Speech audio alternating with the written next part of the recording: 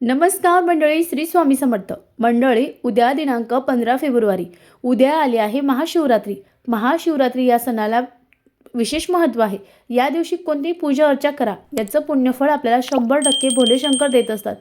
जीवनामध्ये खूप दारिद्र्य आहे, भय आहे, कष्ट आहेत, असहाय्य आजार आहेत, आर्थिक समस्या आहेत, नोकरीच्या समस्या आहे किंवा एखादी मनोवांछित इच्छा आहे ती पूर्ण होत नाही.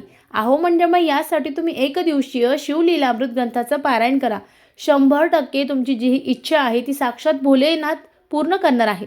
आता एक दिवशी पारायण कसं करावं, तर सकाळी महाशिवरात्रीच्या दिवशी सकाळी लवकर उठायचं आहे, स्नान करायचं आहे, पांढऱ्या रंगाचे धुतलेले वस्त्र परिधान करायचे आहे. त्यानंतर एखादा चौरंग पाट घ्यायचा आहे.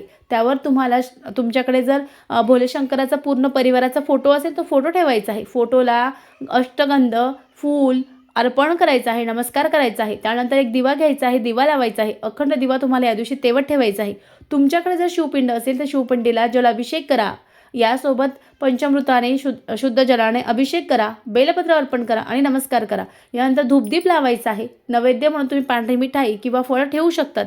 त्यानंतर तुम्हाला संकल्पयुक्त पाठ करायचा आहे. म्हणजे तुमची एखादी इच्छा किंवा तुमच्या ज्याही समस्या आहेत त्या सुटण्यासाठी तुम्हाला तुमच्या उजव्या हातामध्ये पाणी घ्यायचं आहे. त्यात दोन तीन त्यामध्ये थोडेसे अक्षदा, फुलं, हळदी कुंकू टाकायचं आहे.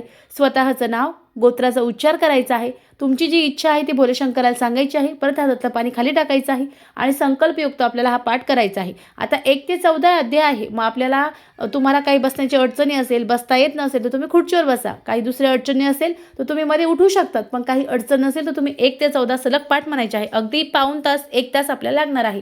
पण या दिवशी जर आपण शिवलीलामृत ग्रंथाचं पारायण केलं तर 100% आपली कोणतीही इच्छा पूर्ण होणार आहे.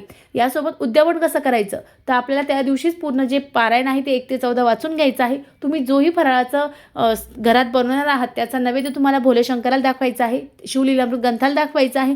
त्यानंतर नमस्कार करायचा आहे, आरती करायची आहे आणि अशा प्रकारे आपल्याला एक दिवसीय जे पारायण जे आहे ते करायचं आहे. असं केल्याने आपल्याला अपार पुण्य मिळणार आहे. आपल्या सर्व इच्छा, मनोकामना शीघ्र पूर्ण होणार आहे. व्हिडिओ कसा वाटला, आवडला असेल तर चॅनलला लाईक, शेअर, सबस्क्राईब करा. ओम नमः शिवाय.